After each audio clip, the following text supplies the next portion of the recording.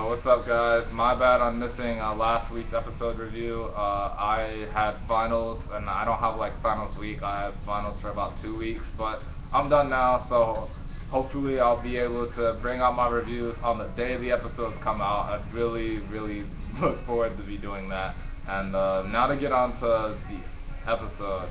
First thing I noticed, well, actually not even on the episode. As soon as I press play, most of the time when I watch anime, I'm eating candy or like something small, and I heard the universal thing, like the universal noise that is associated with universal, and I had to pause the video and make sure I was watching Owari no Seraph, because I was like, wait a second, universal? And then I think that's pretty awesome if it is completely true. And if it was like a mess up or something, and then we get on with the actual episode. The opening and the ending are really starting to go on me. Like, I like both of them a lot more than I did like the first time we heard them, especially the opening. I like the opening more than the ending, but the ending hits me more in the feels department. Anyways, we find out about Shinoa's past a little bit in this episode, that she had a sister, and she tells you that everyone in this who are still alive in this world has lost someone important to them, and that's definitely true. Everyone that we know has lost someone, or has something bad happen to them. We know about Yu's past, Yoichi with his sister. Kimizuki's sister's not dead, but she's on death's door if he doesn't make this money from this moon demon company. Now we know about Shinoa's sister, who apparently was hot and had a big rack, and I'm sure Guren's past is messed up. Like, I just have a feeling that it's probably really bad, and he's just, that's why he acts the way he does. And he's still my favorite character. It's him, then you, then Shinoa, and then we get introduced to a new character, Mitsuba Sangu. I almost wanted to call her Sango from Inuyasha, but she's alright. I don't normally like to judge characters if I don't have like that instinct to like them, or that I will like them or love them right away. So I'm on the middle with her. Like, her past is pretty sad too, and in the beginning of the episode though, when you and Shinoa meet, and they say how they look good in their uniforms, and Shinoa jokes around with you, I definitely could see something bad happening to Shinoa in the future, because that's definitely the person Yu is closest to right now, and she's their squad leader for the five-man squad that they have, and I still find it pretty cool how Guren stopped that fight so quickly, because I mean, it was a little skirmish, it wasn't even really a fight, but he got up there pretty fast and like stopped both of them with like no trouble at all. And then we get to see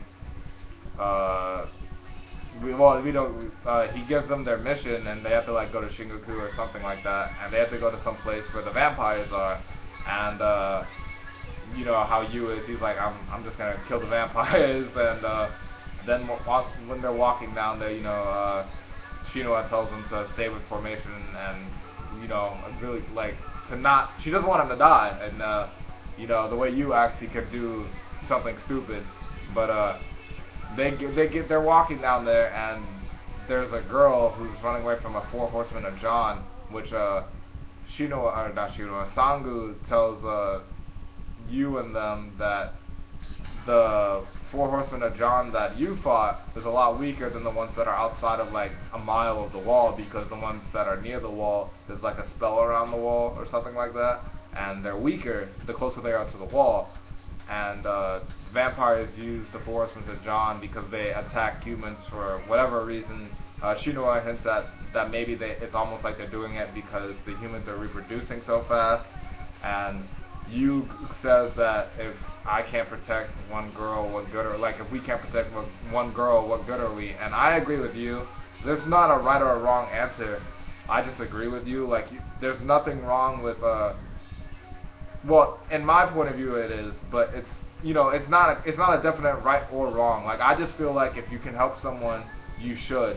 And in real life, it's not about like life or death, hopefully all the time, like it is in like this anime. And So he goes to help her and breaks formation, and they fight the four horsemen of Jean. And when Kimizuki attacks the four horsemen of Jean with his weapon, the little dual wielding things he has. If you know the name of his weapon, please let me know, because I know it's not a sword, but it's a dual wield something. It reminds me of something from Bleach. And he attacks it, and he says, you left your back wide open. And then Yoichi fires the arrows at the four horsemen of John because Kimizuki left his back wide open. And then you fight vampires for the first time that he's in the Moon Demon Company. And he's fighting them 3-on-1, like they weren't even paying attention to Sangu. And then you starts using his curse weapon. And it looks like Getsu Gosensho, kind of. Not exactly, but it kind of looks like Black Getsu. It looks cool as shit. And then he started getting like these markings on him, almost like a curse mark or something like that. And I remember that they said Yu isn't full human, he's like 10% something else, because when Gurren or other people use their curse weapons, they don't get markings on them like how Yu does. Because at first I thought it was just because he started using his weapon, but then I realized, wait, everyone else that uses their weapons, they don't get these little marks on them. And when that one vampire calls them livestock, how that triggered his memories of the past when they were stuck in that, when he was stuck in that vampire world. That look he gave that vampire was scared out of his mind. And Yu was, you know, they were scared. I think, I don't know, like I really think he could have taken all three of them on, like if he had just kept going. But it would have been the wrong thing to do, because they definitely needed to get the girl to safety, and the vampires were retreating back to their base too. And then we find out through the girl that the vampires are under the little like subway place, and because Kimizuki asked them, or her, and we also find out in the little shower scene that the reason why Sangu doesn't really like you is because he kind of acts how she did in the past, and that she got her comrade killed by trying to save her comrade. But like I said earlier, there's no right or wrong.